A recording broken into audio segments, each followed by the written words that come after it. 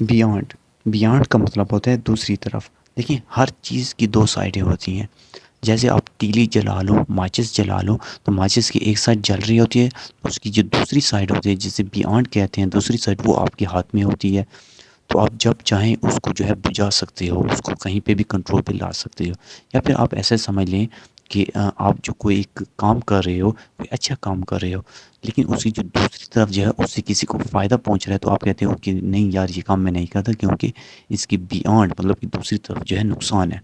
یا پھر آپ ایسا سمجھ لیں کہ آپ جو ہے نا، آپ کسی ایسی سچویشن میں پھنس گئی ہو جس پر جو ہے آپ کو بہت نقصان ہو رہا ہے، تو آپ جو ہے نا اس کی جو ہے نا بیانڈ مطلب کہ دوسری طرف آپ اس کو جو ہے نا کنٹرول کرنے کی کوشش کرتے ہو، کہ مطلب کہ ایک طرف تو مجھے نقصان ہو گیا ہے تو دوسری طرف سے نقصان نہ ہو.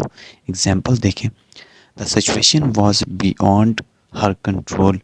کہ یہ جو سچویشن تھی، مثال کے طور پر کہیں پر کوئی چور بھاگ جاتا ہے تو وہ پولیس والے کیا کرتے ہیں، اس وقت تو ان سے وہ بھاگ چکا ہوتا ہے، لیکن دوسری طرف سے وہ جو ہے اپنے پولیس والوں کو بھیج دیتے ہیں کہ آپ ان کو دوسری طرف سے پکڑ لو. مطلب کہ اس کی جو بیانڈ ہے دوسری طرف ہے، وہ سچویشن کنٹرول میں ہے، وہاں پر اس چور کو پکڑ لیا جائے گا.